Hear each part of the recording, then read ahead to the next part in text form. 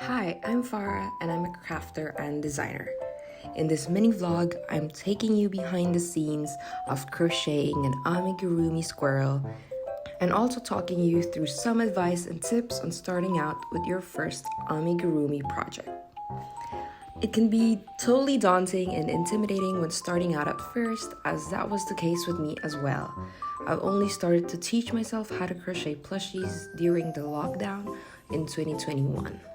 This is completely normal, especially if you have never crocheted previously.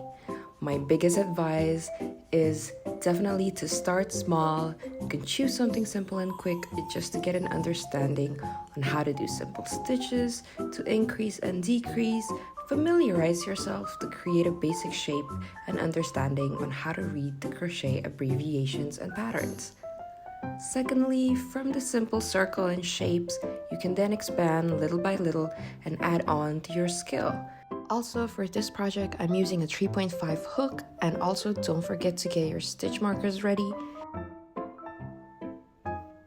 As usual, first let us get started with a magic ring. To begin crocheting in the rounds, I find this step very calming for some reason. And going back on the other advice I like to remind my friends is definitely to make use of the resources that you already have. So don't go out of your way to get different accessories and learn from the many different tutorials available on different platforms such as YouTube, TikTok, and even Instagram.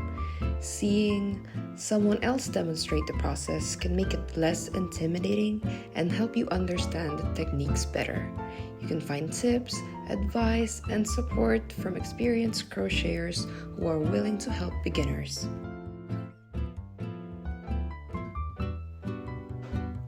This clip is of the next day when I decided to go for a little outing to my favorite yarn store just for fun.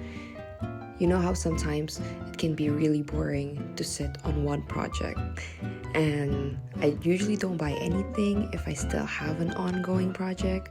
So at the bookstore, I bought this book I've always wanted. This is called Palette Perfect, and this is what it looks like on the inside. So getting back to our squirrel, I made too many rounds with a single crochet, and this is just me frogging a few of them. A great reminder that it's okay to make mistakes and that even like the most experienced crocheters has started as a beginner.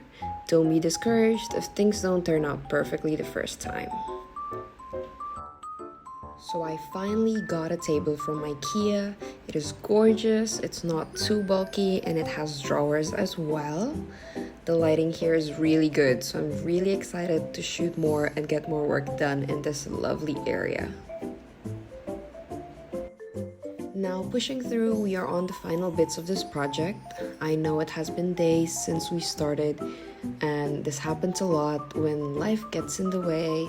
I don't always make the deadline for certain projects, even small ones like this.